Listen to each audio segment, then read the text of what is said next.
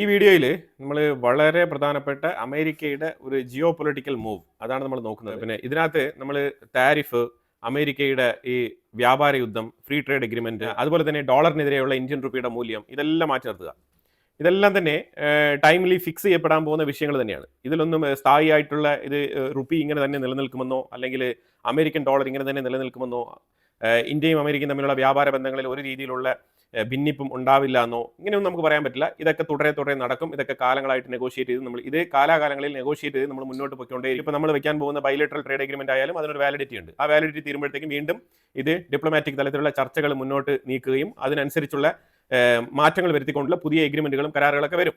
അതിനപ്പുറം അടുത്ത 30 വർഷത്തേക്ക് അമേരിക്കയുടെ സെക്യൂരിറ്റി സ്ട്രാറ്റജിക് പ്ലാനിങ് അതിനെക്കുറിച്ചുള്ള റിപ്പോർട്ടാണ് പുറത്തു വന്നിരിക്കുന്നത്. ഈ റിപ്പോർട്ട് പറയുന്നത് വെച്ചാൽ ഇത്രയും കാലം അമേരിക്ക ഇതിനു മുമ്പ് റഷ്യയായിരുന്നു അവരുടെ പ്രൈമറി അഡ്വേഴ്സറി. അപ്പോൾ അതിൽ നിന്നും ആ ഒരു ലിസ്റ്റിൽ നിന്നും റഷ്യയെ എടുത്ത് മാറ്റിയിരിക്കുകയാണ്. അപ്പോൾ അതിന് പകരം ഇപ്പോൾ ചൈനയാണ് ആ പ്ലേസിൽ വെച്ചിരിക്കുന്നത്. അതായത് ചൈനയാണ് അമേരിക്കയുടെ എല്ലാ തരത്തിലുമുള്ള കോമ്പറ്റീറ്റർ. അപ്പം ചൈനയ്ക്കെതിരെ പോളിസി നീക്കുക എന്നുള്ളതാണ് ഇപ്പോൾ അമേരിക്കയിൽ നിന്ന് വന്നിരിക്കുന്ന ഒരു റിപ്പോർട്ട്. ഇത് ഡിസംബർ 4-ാം തീയതിയാണ് ഈ റിപ്പോർട്ട് പബ്ലിഷ് ചെയ്തത്. ഇത് അമേരിക്കയുടെ ഹോംലാൻഡ് സെക്യൂരിറ്റി, അതുപോലെ തന്നെ അമേരിക്കയുടെ പെൻറ്റഗൺ, അതുപോലെ തന്നെ വൈറ്റ് ഹൗസ് അഡ്മിനിസ്ട്രേഷൻ ഇവരെല്ലാവരും കൂടി ചേർന്നാണ് ഈ പ്രസ്താവന പുറത്തിറക്കിയത്. ഇത് 2019-20 തന്നെ പുറത്ത് വരേണ്ട ഒരു റിപ്പോർട്ടാണ്. കുറച്ച് വൈകിയാണ് വന്നിരിക്കുന്നത്. ഇത് എല്ലാ തലത്തിലുള്ള വിഷയങ്ങളും പഠിച്ച് മനസ്സിലാക്കി അമേരിക്ക ഏത് തരത്തിൽ നെക്സ്റ്റ് 30 ഇയേഴ്സ് മുന്നോട്ട് പോകണം എന്നുള്ളതിനെക്കുറിച്ചുള്ള ഒരു ഡീറ്റെയിൽ ആയിട്ടുള്ള ഒരു സ്റ്റഡിയാണ്. തീർച്ചയായിട്ടും ജിയോ പൊളിറ്റിക്കലി അങ്ങോട്ടും ഇങ്ങോട്ടൊക്കെ ചെറിയ വ്യത്യാസങ്ങളൊക്കെ ഉണ്ടാവും. പക്ഷേ അമേരിക്കയുടെ ഡയറക്ഷൻ ഇതാണ്. ഈ ഡയറക്ഷനിലായിരിക്കും അമേരിക്ക സഞ്ചരിക്കുക. അത് ഒരുപക്ഷെ ഇന്ത്യയെ കൂട്ടുപിടിച്ചുകൊണ്ട് അവിടെ എത്താം. അല്ലാന്നുണ്ടെങ്കിൽ അതിന് അനുയോജ്യമായിട്ടുള്ള ഏത് രാജ്യത്തിനെയും അമേരിക്ക കൂട്ടുപിടിച്ചുകൊണ്ട് ഈ ഒരു എയിമിലേക്ക് എത്തിച്ചേരുക എന്നുള്ളതാണ് അവരുടെ ദൗത്യം. അതുപോലെ ഇതിന് രണ്ടാമത്തെ പോയിന്റ് ആയിട്ട് പറയുന്നത് യൂറോപ്പിന് കൊടുക്കുന്ന സെക്യൂരിറ്റി അതങ്ങ് ഒഴിവാക്കുക, അതങ്ങ് പിൻവലിക്കുകയാണ്. കാരണം ഇതിനകത്ത് മനസ്സിലാക്കേണ്ടത് ഒരു കുട്ടിയെ പരിചരിക്കുന്ന പോലെ യൂറോപ്പിനെ അങ്ങനെ എക്കാലത്തേക്കും പരിചരിക്കാൻ കഴിയില്ല എന്നുള്ളതാണ് അമേരിക്ക പറയുന്നത്. അതിന് പ്രധാനപ്പെട്ട കാരണം ഈ റെഫ്യൂജി ക്രൈസിസ്. ഇതാണ് അമേരിക്ക ഏറ്റവും ഇമ്പോർട്ടൻ്റ് ആയിട്ട് ചൂണ്ടിക്കാണിക്കുന്നത്. ഇതിൽ മിഡിൽ ഈസ്റ്റിൽ നിന്നും യൂറോപ്പിലേക്ക് കുടിയേറിപ്പാർത്ത ആ ജനങ്ങൾ, അതാണ് അമേരിക്കയെ ഡിസ്റ്റർബ് ചെയ്യുന്നത്. ഇത് ഒരിക്കലും നമുക്ക് അഡ്ജസ്റ്റ് ചെയ്യാൻ പറ്റില്ല എന്നാണ് പറയുന്നത്. ഞങ്ങൾ യൂറോപ്പിനാണ് പ്രൊട്ടക്ഷൻ തരുന്നത്, അല്ലാതെ റെഫ്യൂജികളായിട്ട് വന്ന് ഒരു രാജ്യം തന്നെ റെഫ്യൂജി ആയിട്ട് മാറിയിരിക്കുന്ന സാഹചര്യത്തിൽ ഞങ്ങളുടെ സെക്യൂരിറ്റിയുടെ ആവശ്യം നിങ്ങൾക്കില്ല എന്നുള്ളതാണ് അമേരിക്കയുടെ നിലപാട്. മൂന്നാമത് ചൈനയെ കുറിച്ച് പറയുന്നുണ്ട്. ചൈന ഒരു ഈക്വൽ കോമ്പറ്റീറ്റർ ആണ്. ചുരുക്കി പറഞ്ഞാൽ ചൈന ഏതാണ്ട് 36 മേഖലകളിൽ അമേരിക്കയെ ഡോമിനേറ്റ് ചെയ്ത് മുന്നോട്ട് സഞ്ചരിക്കുന്ന രാജ്യമായി മാറിയിരിക്കുകയാണ് ചൈന. പ്രത്യേകിച്ച് കോവിഡിന് ശേഷം റഷ്യ ഉക്രൈൻ യുദ്ധമായിക്കോട്ടെ, അതേപോലെ ഇസ്രായേൽ ഗാസ യുദ്ധമായിക്കോട്ടെ, ഇങ്ങനെ ഈസ്റ്റ് ഏഷ്യൻ സൈഡിൽ നിങ്ങൾ നോക്കൂ, അവിടെയാണെങ്കിൽ തന്നെയും തായ്ലാന്റ്, കംബോഡിയ, വിയറ്റ്നാം, മ്യാൻമർ, അതുപോലെ ഇപ്പോൾ ഇന്ത്യയെ ചുറ്റിപ്പറ്റി നിങ്ങൾ നോക്കൂ, ഇന്ത്യ ബംഗ്ലാദേശിന്റെ റിലേഷൻഷിപ്പ് ഇച്ചിരി പ്രശ്നത്തിലാണ്. അതുപോലെ തന്നെ ഇന്ത്യ പാകിസ്ഥാൻ, ഈ മേഖലകളിലെല്ലാം ഇച്ചിരി അൺസർട്ടനിറ്റി ഉണ്ട് എന്നുള്ളതാണ് യാഥാർത്ഥ്യം. അപ്പോൾ അങ്ങനെ റഷ്യയെ ടോപ്പ് എനിമി ലിസ്റ്റിൽ നിന്നും എടുത്ത് മാറ്റിക്കൊണ്ട് ചൈനയെ അവിടെ കൊണ്ട് പ്ലേസ് ചെയ്തിരിക്കുകയാണ് അമേരിക്ക. അതുകൊണ്ടാണ് ഇൻഡോ പസഫിക് മേഖലയുമായിട്ട് ബന്ധപ്പെട്ട് വളരെ സുപ്രധാനപ്പെട്ട ചർച്ചകൾ നടത്താൻ വേണ്ടിയിട്ട് ഇന്ത്യയെ പതിയെ അലയൻസ് ലിസ്റ്റിലേക്ക് ചേർത്ത് ഇങ്ങനെ കൊണ്ടുവരുന്നത്. കാരണം ഇൻഡോ പസഫിക് മേഖലയിൽ ചൈനയെ കൗണ്ടർ ചെയ്യാൻ ഇന്ത്യ ഒഴികെ മറ്റൊരു രാജ്യം അമേരിക്കയ്ക്ക് സാധ്യമല്ല. മറ്റൊരു രാജ്യം അമേരിക്കയ്ക്ക് ചിന്തിക്കാൻ പോലും പറ്റില്ല എന്നുള്ളതാണ് നമ്മൾ മനസ്സിലാക്കേണ്ടത്. അപ്പോൾ ഇനി യൂറോപ്പിനെ സംബന്ധിച്ചിടത്തോളം അമേരിക്ക ഉപദേശങ്ങൾ മാത്രമായിരിക്കും കൊടുക്കുക. അതിലുപരിയായിട്ട് ആയുധങ്ങൾ വേണമെങ്കിൽ യൂറോപ്പിന് അമേരിക്കയുടെ പക്കൽ നിന്ന് വാങ്ങി ഉപയോഗിക്കാം. ഇപ്പം നിങ്ങൾ നോക്കൂ, റഷ്യക്കെതിരെ US തന്നെ ഇപ്പം റഷ്യക്കെതിരെ അമേരിക്ക ഒന്നും തന്നെ ചെയ്യുന്നില്ല എന്നുള്ള അവസ്ഥയിലേക്ക് മാറിയിരിക്കുകയാണ്. രണ്ടാമത് ഇപ്പം നമ്മൾ ചിന്തിച്ചു കഴിഞ്ഞാൽ നാറ്റോ രാജ്യങ്ങൾ, ഈ നാറ്റോ രാജ്യങ്ങൾക്കും യൂറോപ്പിന് മാത്രമായിട്ട് ഒന്നും ചെയ്യാൻ പറ്റാത്ത അവസ്ഥ. ഇപ്പം നിങ്ങൾ നോക്കൂ, ഇപ്പോൾ കഴിഞ്ഞ 2-3 വർഷങ്ങളായിട്ടൊക്കെ പ്യൂ റിസർച്ച് വന്നിട്ടുണ്ട്. ഈ പ്യൂ റിസർച്ചിൽ പറയുന്ന വിഷയങ്ങൾ എന്ന് പറഞ്ഞാൽ മറ്റു പല രാജ്യങ്ങൾ, അതായത് ഈ യുദ്ധത്തിൽ ഏർപ്പെടുന്ന ഇന്ത്യയെ പോലെയോ റഷ്യയെ പോലെയോ ഇസ്രായേലിനെ പോലെയോ വാർ കേപ്പബിലിറ്റി, യുദ്ധം ചെയ്യാനുള്ള ആ ഒരു കപ്പാസിറ്റി പൊതുവെ യൂറോപ്യൻ ജനങ്ങൾക്കും ഇല്ല, അമേരിക്കൻസിനും ഇല്ല എന്നുള്ളതാണ് സർവേ പറയുന്നത്. 60% വെസ്റ്റേൺ രാജ്യങ്ങളിൽ പെടുന്ന ആൾക്കാർ യുദ്ധം ചെയ്യാൻ താല്പര്യമില്ല എന്നാണ് പറഞ്ഞിരിക്കുന്നത്. വെസ്റ്റേൺ രാജ്യങ്ങളെ സംബന്ധിച്ചിടത്തോളം യുദ്ധം ചെയ്തുകൊണ്ടിരുന്ന ഒരു ജനറേഷനും ഇപ്പം നിലവിലുള്ള ജനറേഷൻ തമ്മിലുള്ള ഒരു ഗ്യാപ്പ് വളരെ വലുതാണ്. അപ്പോൾ അതുകൊണ്ട് അവർക്ക് കൺസിസ്റ്റന്റ് ആയിട്ടോ അല്ലെങ്കിൽ കണ്ടിന്യൂസ് ആയിട്ട് എവറി 10 ഇയേഴ്സ് 15 ഇയേഴ്സിൽ ഒരു യുദ്ധം ചെയ്തുള്ള എക്സ്പീരിയൻസ് ഒന്നും ഇല്ല. അപ്പോൾ അതുകൊണ്ട് പൊതുവിൽ അവിടുത്തെ ജനങ്ങൾക്ക് യുദ്ധം ചെയ്യാനുള്ള താല്പര്യമില്ല, അതിന്റെ കപ്പാസിറ്റി ഇല്ല എന്നുള്ളതാണ് പ്യൂ റിസർച്ച് പോലത്തെ പല റിസർച്ചുകളും പറഞ്ഞു വെക്കുന്നത്. ഇപ്പോൾ ഈ റഷ്യ ഉക്രൈൻ യുദ്ധം എന്ന് പറഞ്ഞാൽ റഷ്യക്ക് തികഞ്ഞ എക്സ്പീരിയൻസ് ആണ് യുദ്ധത്തിൽ. പക്ഷേ അതേസമയം അമേരിക്കയ്ക്ക് ഈ ഒരു എക്സ്പീരിയൻസ് കുറഞ്ഞുകൊണ്ട് വരികയാണ്. കാരണം അമേരിക്ക പല രാജ്യങ്ങളിലും പ്രിവെന്റീവ് മെഷേഴ്സ് ആണ്. പ്രിവെന്റീവ് മെഷേഴ്സ് എന്ന് പറഞ്ഞാൽ പ്രിയാംറ്റീവ് എന്നുള്ള നിലയിൽ കൊണ്ടുപോയി ഓരോ സ്ഥലങ്ങളിലും ബേസ് ഇടുക. ബേസ് ഇട്ട് കഴിയുമ്പോൾ തന്നെ ഇവരെ അറ്റാക്ക് ചെയ്യാൻ മറ്റുള്ളവർ ധൈര്യപ്പെടില്ല. അപ്പോൾ അതുകൊണ്ട് ഇവർക്ക് എക്സ്പീരിയൻസ് ഉണ്ടെന്ന് ചോദിച്ചാൽ ഇവർക്ക് അഫ്ഗാനിസ്ഥാനിൽ എക്സ്പീരിയൻസ് ഉണ്ട്. ലേറ്റസ്റ്റ് ആയിട്ട് നമുക്ക് പറയാനുള്ളത് അഫ്ഗാനിസ്ഥാന്റെ എക്സ്പീരിയൻസ് എത്രമാത്രം സക്സസ്ഫുൾ ആയിട്ട് അമേരിക്കയ്ക്ക് ചെയ്ത് തീർക്കാൻ പറ്റിയെന്ന് ചോദിച്ചു കഴിഞ്ഞാൽ പലർക്കും അതിനകത്ത് വലിയ രീതിയിലുള്ള ഒരു വട്ടപൂജ്യം കൊടുക്കേണ്ടി വരും. അതാണ് നമുക്ക് മനസ്സിലാക്കാൻ പറ്റുന്നത് അമേരിക്കയ്ക്ക്. കാരണം അവർക്ക് അത്ര സക്സസ്ഫുള്ളി അവിടെ നടത്താൻ പറ്റിയില്ല. അമേരിക്കയ്ക്ക് അഫ്ഗാനിസ്ഥാനെ പിടിച്ചടക്കാൻ പറ്റിയില്ല എന്നുള്ളതാണ് മനസ്സിലാക്കേണ്ടത്. പല സ്ഥലങ്ങളിലും പല യുദ്ധമുഖങ്ങളിൽ നിന്നും അമേരിക്കയ്ക്ക് തിരിച്ച് മടങ്ങേണ്ടി വന്നു എന്നുള്ളതാണ് യാഥാർത്ഥ്യം. യെസ്, അവരുടെ പക്കൽ ഒരുപാട് ആയുധങ്ങളുണ്ട്, സൊഫിസ്റ്റിക്കേറ്റഡ് ആയിട്ടുള്ള എക്യുപ്മെന്റ്സ് ഉണ്ട്, ഇതെല്ലാം ശരിയാണ്. പക്ഷേ യുദ്ധമുഖത്ത് അവരുടെ പെർഫോമൻസ് ഗ്രൗണ്ട് ഫോഴ്സിൽ വീക്കാണ്. അതാണ് മനസ്സിലാക്കേണ്ടത്. ഇപ്പൊ റീസെന്റ് ആയിട്ട് യുദ്ധം നടത്തിക്കൊണ്ടിരിക്കുന്ന റഷ്യ ആ ഒരു കേപ്പബിലിറ്റി ഗെയിൻ ചെയ്യുന്നുണ്ട്. അതുപോലെ തന്നെ യുക്രൈൻ ആ ഒരു കേപ്പബിലിറ്റി ഗെയിൻ ചെയ്യുന്നുണ്ട്. ഇൻഫാക്ട് പല രാജ്യങ്ങളും ഇപ്പൊ നിങ്ങൾ നോക്കൂ, ഇൻഫാക്ട് ഇസ്രായേലിനും ആ എക്സ്പീരിയൻസ് ഉണ്ട് എന്നുള്ളതാണ് യാഥാർത്ഥ്യം. അപ്പൊ ഇതെല്ലാം മുന്നിൽ കണ്ടുകൊണ്ട് ഇന്ത്യയാണ് ആകെ കൂടിയുള്ള ഒരേ ഒരു ആശ്രയം എന്നുള്ള നിലയിൽ അമേരിക്ക ഇപ്പം ഇന്ത്യയിലേക്ക് മടങ്ങി വരുന്ന ഒരു രംഗമാണ് കാണാൻ കഴിയുന്നത്. നിങ്ങൾ ഈ ട്രേഡുമായിട്ട് ബന്ധപ്പെട്ട വിഷയങ്ങൾ, ട്രംപിന്റെ വിടുവായിത്തരം, ഇതെല്ലാം വിട്ടേക്കും. ഇവിടെ കംപ്ലീറ്റ്ലി ഇന്റലിജൻസ്, അതേപോലെ സെൻട്രൽ ഇന്റലിജൻസ് ബ്യൂറോ, അമേരിക്കയുടെ CIA, പെന്റഗൺ, ഇതുമായിട്ടൊക്കെ ബന്ധപ്പെട്ട് അമേരിക്കയിൽ കൃത്യമായിട്ട് അമേരിക്കയുടെ വിഷനുമായിട്ട് ബന്ധപ്പെട്ട് മുന്നോട്ട് പോകുന്ന ഒരു കൂട്ടം ആൾക്കാരുണ്ട്. അവർ കൂടിച്ചേർന്ന് എടുക്കുന്ന തീരുമാനമാണ് അമേരിക്ക എങ്ങനെ മുന്നോട്ട് പോകണം എന്നുള്ളത്. അപ്പൊ അങ്ങനത്തെ ആ ഒരു ഡയസ്പൊറയിൽ നിന്ന് വരുന്ന തീരുമാനമാണ് ഇന്ത്യയെ വളരെ ശക്തമായിട്ട് തന്നെ അമേരിക്കയുടെ ഒപ്പം നിർത്തണം. കാരണം നിങ്ങൾ യുദ്ധക്കപ്പൽ നിർമ്മിക്കുന്നതിൽ നിങ്ങൾ നോക്കൂ. യുദ്ധക്കപ്പൽ എന്ന് പറഞ്ഞാൽ ചൈനയാണെങ്കിൽ ഒരു വർഷം 15 യുദ്ധക്കപ്പൽ വരെ നിസ്സാരത്തിൽ അവർക്ക് മാനുഫാക്ചറിങ് ചെയ്ത് നീറ്റിൽ ഇറക്കാൻ കഴിയും. പക്ഷേ അതേസമയം അമേരിക്കയ്ക്ക് ഒന്നുപോലും ഇറക്കാൻ കഴിയില്ല എന്നുള്ളതാണ് യാഥാർത്ഥ്യം. കാരണം ആ ഒരു മേഖലയിലേക്ക് അമേരിക്ക വളരെ വളരെ പിന്നോട്ട് പോയിരിക്കുന്നു എന്നുള്ളതാണ് മനസ്സിലാക്കേണ്ടത്. ഇന്ത്യക്ക് ഇപ്പോഴും ബേസിക് മോഡലിലുള്ള ഒരു വാർഷിപ്പ്, നമുക്ക് 40 ദിവസം കൊണ്ട് വാർഷിപ്പ് പണിത് അതിനെ കമ്മീഷൻ ചെയ്യാൻ കഴിയും. ആ ഒരു കപ്പാസിറ്റി ഇന്ത്യക്ക് ഇപ്പോൾ ഉണ്ട്. അപ്പൊ ഇതാണ് മനസ്സിലാക്കേണ്ടത്. ഇപ്പൊ നിങ്ങൾ നോക്കൂ, ഇന്ത്യ മാനുഫാക്ചറിംഗ് ഇൻഡസ്ട്രിയിൽ, അതേപോലെ തന്നെ ആയുധ ഉൽപ്പാദനമായിക്കോട്ടെ, ഡിഫൻസുമായിട്ട് ബന്ധപ്പെട്ട പല വിഷയങ്ങളിലും ഇന്ത്യയെ ആശ്രയിക്കേണ്ട സാഹചര്യമാണ് വന്നുകൊണ്ടിരിക്കുന്നത്. ഈ റിപ്പോർട്ട് പറയുന്നതാണ്. കാരണം വേറെ ഒന്നും കൊണ്ടല്ല, അമേരിക്കയുടെ ഉള്ളിൽ വെച്ചിട്ട് ഈ രീതിയിലുള്ള മാനുഫാക്ചറിംഗ് കാര്യങ്ങളൊക്കെ നടത്തണം എന്നുണ്ടെങ്കിൽ അത് ഹൈലി എക്സ്പെൻസീവ് ആണ്. അമേരിക്കയ്ക്ക് പിടിച്ചു നിൽക്കാൻ പറ്റാത്തത്ര എക്സ്പെൻസീവ് ആണ്. അമേരിക്കയ്ക്ക് ചെലവ് കുറഞ്ഞ അവരുടെ ഡിഫൻസ് മാനുഫാക്ചറിംഗ്, നേവി, അതുമായിട്ട് ബന്ധപ്പെട്ട അവരുടെ കംപ്ലീറ്റ് ആംഡ് ഫോഴ്സുമായിട്ട് ബന്ധപ്പെട്ട മാനുഫാക്ചറിംഗ് എല്ലാം തന്നെ ഇന്ത്യയിൽ കൊണ്ടുവന്ന് ചെയ്യേണ്ട സാഹചര്യം വരികയാണ്. ഇതാണ് അമേരിക്കയിൽ നിന്ന് ചൂണ്ടിക്കാണിക്കുന്നത്. അപ്പൊ ഇതിനൊക്കെ പുറമെയാണ് ഡൊണാൾഡ് ട്രംപ് തുടങ്ങി വെച്ച ഈ ഒരു താരിഫ്. അത് എങ്ങനെയെങ്കിലും ഒന്ന് അവസാനിപ്പിക്കാൻ വേണ്ടിയിട്ട് അമേരിക്ക കൊണ്ടുപിടിച്ച് നടക്കുന്ന ഒരു രംഗമാണ് നമുക്കിപ്പോൾ കാണാൻ കഴിയുന്നത്. അതുകൊണ്ടാണ് അമേരിക്കയിൽ നിന്നും ആൾക്കാർ ക്യൂവിൽ ഇപ്പോൾ ഇന്ത്യക്കുള്ളിൽ വരുന്നത്. കാരണം ഈ ഒരു മാനുഫാക്ചറിംഗ് ഇൻഡസ്ട്രി റഷ്യ ഏറ്റെടുക്കുകയാണെന്നുണ്ടെങ്കിൽ റഷ്യയെ വീണ്ടും അടുത്തൊരു 4-5 വർഷം കഴിയുമ്പോഴത്തേക്കും ഇതേ ലിസ്റ്റിന്റെ ഉള്ളിലേക്ക് ഉൾപ്പെടുത്തേണ്ടി വരും. ആ സാഹചര്യത്തിന് വഴിയൊരുക്കണോ? ഇപ്പൊ നിലവിലെ റഷ്യ അങ്ങനെയല്ല. നിലവിലെ റഷ്യയും അമേരിക്കയും തമ്മിൽ കമ്പയർ ചെയ്ത് കഴിഞ്ഞാൽ ഒരുപാട് അന്തരങ്ങളുണ്ട്. അപ്പൊ അതുകൊണ്ട് തന്നെ അമേരിക്ക സ്വമേധയാ അവരെ ലിസ്റ്റിൽ നിന്ന് താഴെ ഇറക്കിയിരിക്കുകയാണ്. അപ്പൊ ഇനി അമേരിക്കയ്ക്ക് റഷ്യയെ മുകളിലേക്ക് കൊണ്ടുപോകേണ്ട ഒരു സാഹചര്യം വരരുത് എന്നാണ് അവിടുത്തെ ഉപദേശം.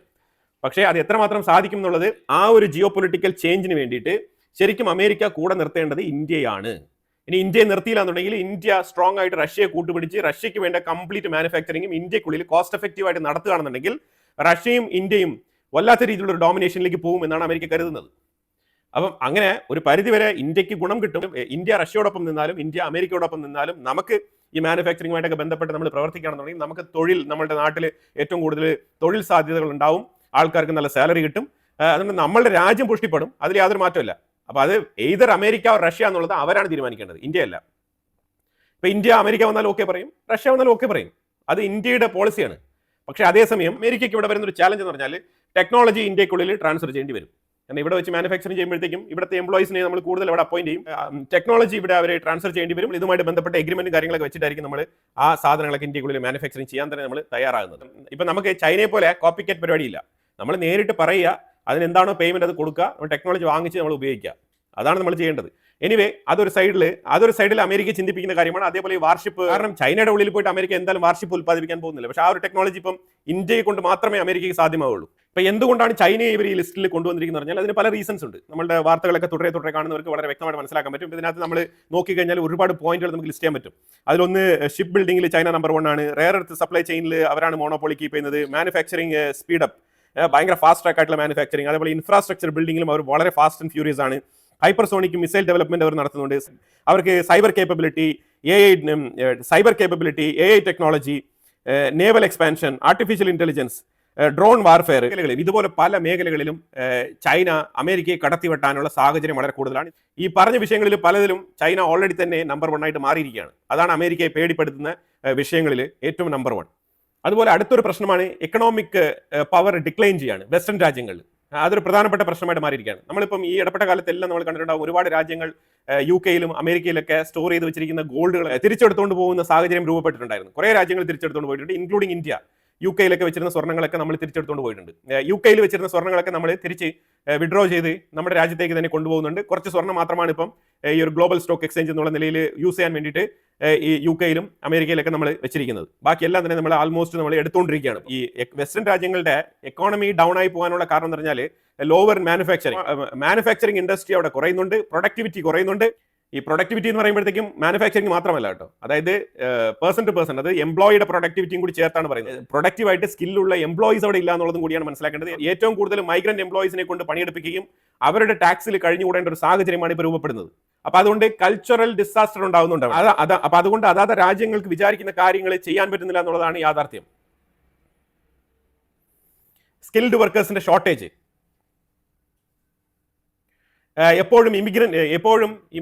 എപ്പോഴും ഇമിഗ്രന്റുകളെ ഡിപ്പെൻഡ് ചെയ്ത് നിൽക്കേണ്ട സാഹചര്യം, ഇത് ഇനി വർദ്ധിക്കുമെന്നാണ് പറയുന്നത് വരും കാലങ്ങളിൽ. ഇപ്പൊ നമ്മൾ നോക്കിക്കഴിഞ്ഞാൽ ബാങ്ക് ഓഫ് ഇംഗ്ലണ്ട്, അതേപോലെ തന്നെ ഫെഡറൽ റിസർവ് എന്ന് പറയുന്നത് അമേരിക്കയുടെ സെൻട്രൽ ബാങ്ക്, അതേപോലെ ബാങ്ക് ഓഫ് ഇംഗ്ലണ്ട് എന്ന് പറയുന്നത് UK-യുടെ. അതേപോലെ തന്നെ ആ രാജ്യങ്ങളിൽ ഉണ്ടാകുന്ന financial instability, taxation issue, fear of sanctions, അതേപോലെ തന്നെ ഡോളറെ ഒരു വെപ്പണായിട്ട് ഉപയോഗിക്കുന്ന അമേരിക്കയുടെ രീതി, അത് അമേരിക്കയ്ക്ക് മാത്രമല്ല, ഇതിൽ UK-യും പെടും എന്നുള്ളതാണ്. ഇപ്പൊ നമ്മൾ നോക്കിക്കഴിഞ്ഞാൽ Turkey, China, Russia, Saudi Arabia, UAE, India, പിന്നെ കുറെ ആഫ്രിക്കൻ റീജിയനുള്ള രാജ്യങ്ങൾ, ഇവരെല്ലാം തന്നെ സ്വർണം ഇപ്പം തിരികെ ഈ ബാങ്കുകളിൽ നിക്ഷേപിച്ച് വെച്ചിരുന്ന സ്വർണം ഇപ്പം അവരവരുടെ രാജ്യങ്ങളിലേക്ക് മടക്കി കൊണ്ടുപോകുന്ന രംഗമാണ് നമുക്ക് കഴിഞ്ഞ 2-3 വർഷങ്ങൾ കൊണ്ട് കാണാൻ കഴിയുന്നത്. അവർ കുറേശ്ശെ അവർ കൊണ്ടുപോയിക്കൊണ്ടിരിക്കുകയാണ്.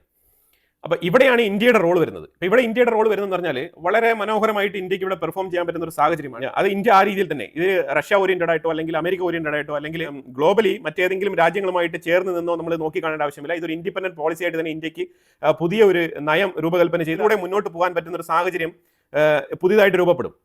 അപ്പൊ അങ്ങനെ നോക്കുമ്പോഴത്തേക്ക് ഇപ്പം മാർക്കോ റൂബിയോ ക്വാഡ് ഞങ്ങൾ വളരെ ശക്തമായിട്ട് നോക്കുന്ന ഒരു വിഷയമാണെന്ന് പറയുന്നതിന് പ്രധാനപ്പെട്ട കാരണം എന്താണ്? ചില ക്വാഡിനെ കുറിച്ച് അമേരിക്ക ഓർമ്മിപ്പിക്കുന്നതിന്റെ കാരണം തന്നെ ഈ ഒരു, അപ്പൊ ഇത് അമേരിക്കയുടെ ഒരു സെക്യൂരിറ്റി സ്ട്രാറ്റജി റിപ്പോർട്ട് പുറത്തു വന്നതുകൊണ്ടാണ്. അപ്പൊ ഇതിനെ തുടർന്നാണ് ഇൻഡോ പസഫിക്കിൽ വളരെ ശക്തമായിട്ട് ക്വാഡ് സഖ്യത്തിനെ ശക്തിപ്പെടുത്തുന്നതിന്റെ തിരക്കിട്ട നീക്കങ്ങളിൽ അമേരിക്ക ഇപ്പൊ മുന്നോട്ട് വരുന്നത്. ഇപ്പൊ ഇന്ത്യയുടെ ട്രേഡുമായിട്ട് ബന്ധപ്പെട്ട് ബൈലറ്ററൽ എഗ്രിമെന്റ് ഉടനെ തന്നെ റെഡിയാക്കി തരാനല്ല ഇന്ത്യക്ക് വരുന്നത്. അവർ ഇന്ത്യയിലേക്ക് വരുന്നു, അതിനോടൊപ്പം ഈ വിഷയങ്ങളൊക്കെ സംസാരിക്കുന്നു. പക്ഷേ അവരുടെ പ്രധാന ലക്ഷ്യം എന്ന് പറഞ്ഞാൽ ഇന്ത്യയെ ഇൻഡോ പസഫിക്കിൽ സ്ട്രെങ്തൻ ചെയ്യുക, അതായത് വാർഷിപ്പുകൾ, അതാണല്ലോ ഏറ്റവും കൂടുതൽ ഇൻഡോ പസഫിക്കിൽ വേണ്ടത്. അതുമായിട്ട് ബന്ധപ്പെട്ട് ഇന്ത്യയെ സ്ട്രെങ്തൻ ചെയ്യുക. അപ്പോൾ ആ രീതിയിൽ എന്തൊക്കെ ഡിഫൻസ് മേഖലയിൽ കരാറുകൾ വെക്കാൻ പറ്റും, അതുപോലെ തന്നെ US, India, Japan, south Korea, ഇതുമായിട്ട് ബന്ധപ്പെട്ട് എങ്ങനെയാണ് നല്ല രീതിയിലുള്ള സ്ട്രാറ്റജിക് അലയൻസ് ഇവിടെ ഉണ്ടാക്കിയെടുക്കുക, വേണ്ടി വന്നാൽ അതിനോടൊപ്പം ഫിലിപ്പൈൻസിനെയും കൂടെ ചേർക്കുക. അപ്പോൾ അത് ചുരുക്കി പറഞ്ഞാൽ അമേരിക്കയിൽ നിന്നും ഒരുപാട് ഷിപ്പ് ബിൽഡിങ്ങിന്റെ കോൺട്രാക്ട്സ് ഇന്ത്യക്കുള്ളിൽ വരും. ഒരുപാട് മാറ്റങ്ങൾ വരാൻ പോവാണ്. അമേരിക്ക ഇന്ത്യയുമായിട്ട് അടുക്കാൻ പോകുന്നതിന്റെ ഒരു സൂചനയാണ് നമുക്ക് കാണാൻ കഴിയുന്നത്. ഇത് ഒരു ലോങ് റണ്ണിൽ നടക്കാൻ പോകുന്ന പ്രോസസ് ആണെങ്കിലും ഇത് വളരെ ക്വിക്കായിട്ട് ഈ ഒരു 1-2 മാസങ്ങൾക്കുള്ളിൽ നെക്സ്റ്റ് ഇയർ ബിഗിനിങ്ങിൽ തന്നെ, ഫസ്റ്റ് ക്വാർട്ടറിനുള്ളിൽ തന്നെ, 2026 ഫസ്റ്റ് ക്വാർട്ടറിന്റെ ഉള്ളിൽ തന്നെ അമേരിക്ക ഇതുമായിട്ട് ബന്ധപ്പെട്ട നീക്കങ്ങൾ മുന്നോട്ട് നടത്തും. ഇരിക്കുന്ന ചില താൽക്കാലികമായിട്ടുള്ള ചില വിഷയങ്ങളെ ഓർത്ത് ഇന്ത്യ യഥാർത്ഥ ഫോക്കസ് ഞാൻ പറയുന്നില്ല, ഇത് തന്നെയാണ് യഥാർത്ഥ ഫോക്കസ്. ഈ ഫോക്കസ് എന്ന് പറഞ്ഞാൽ ഇന്ത്യക്ക് നെക്സ്റ്റ് 30 ഇയേഴ്സിനുള്ള കൃത്യമായിട്ടുള്ള ഒരു റോഡ് മാപ്പ് ഉണ്ട്.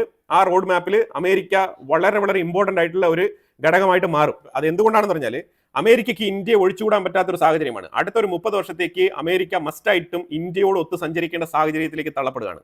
അതാണ് ഇപ്പൊ നമുക്ക് അവരുടെ എൻറ്റയർ റിപ്പോർട്ട് വായിച്ചു കഴിയുമ്പോൾ മനസ്സിലാക്കാൻ പറ്റുന്നത്. ഇത് വളരെ വിശദമായിട്ടുള്ള അമേരിക്കയുടെ നാഷണൽ സെക്യൂരിറ്റി സ്ട്രാറ്റജി എന്ന് പറഞ്ഞിട്ട് ഡിസംബർ 4-ാം തീയതി അവർ പബ്ലിഷ് ചെയ്ത ആ ഒരു സ്ട്രാറ്റജിക് റിപ്പോർട്ട് ബേസ് ചെയ്ത് ഞാൻ അവതരിപ്പിച്ച ഒരു വീഡിയോ പ്രധാനമായിട്ട് നിങ്ങൾക്ക് എന്തുകൊണ്ടാണ് അമേരിക്ക പെട്ടെന്ന് ഇന്ത്യയുമായിട്ട് അടുക്കാൻ ശ്രമിക്കുന്നത്, ഇപ്പൊ എന്തുകൊണ്ടാണ് പൊടുന്നനെ ഇൻഡോ പസഫിക് എന്നും ക്വാഡ് സഖ്യം എന്നൊക്കെ പറഞ്ഞുകൊണ്ട് അമേരിക്ക തുടരെ ഈ ഒരു ഏരിയയിൽ ഫോക്കസ് ചെയ്യുന്നത് എന്നുള്ളതിനെ കുറിച്ചുള്ള ഒരു ഐഡിയ നിങ്ങൾക്ക് ഈ വീഡിയോയിൽ നിങ്ങൾക്ക് ലഭിച്ചിട്ടുണ്ടാവും. അതുപോലെ തന്നെ ഏഷ്യൻ സൈഡിൽ ഏതാണ്ട് 11ഓളം രാജ്യങ്ങൾ അമേരിക്കയുമായിട്ട് യാതൊരു വിധത്തിലുള്ള ബന്ധങ്ങളും വെക്കാൻ താല്പര്യമില്ലാത്ത രീതിയിൽ മുന്നോട്ട് പോകുന്നതായിട്ട് അമേരിക്കയുടെ ശ്രദ്ധയിൽപ്പെട്ടിട്ടുണ്ട്. അപ്പൊ അതിനെക്കുറിച്ചൊക്കെ അമേരിക്ക കുറച്ചുകൂടെ എഫക്റ്റീവായിട്ട് കൂടുതൽ ചർച്ചകൾ നടത്തി അവരുമായിട്ട് കുറച്ചുകൂടെ ബന്ധം മെച്ചപ്പെടുത്താനുള്ള ശ്രമങ്ങളും ഇനിയുള്ള കാലങ്ങളിൽ നടത്തുമെന്ന് വെച്ചാൽ ഇനി ഒരു നെക്സ്റ്റ് ഒരു 6 months ഈ ഒരു വിഷയത്തിൽ അമേരിക്ക നിർണായകമായിട്ടുള്ള തീരുമാനമെടുത്ത് മുന്നോട്ട് പോകും. അതാണ് അവരുടെ ഒരു സ്ട്രാറ്റജിക് പ്ലാനിങ്. അപ്പോൾ എന്തായാലും ഇതിനെക്കുറിച്ചുള്ള അഭിപ്രായങ്ങൾ കമന്റ് ബോക്സിൽ രേഖപ്പെടുത്തുക. കൂടുതൽ വാർത്തകളുമായിട്ട് അടുത്ത വീഡിയോയിൽ വരാം. Thank you so much.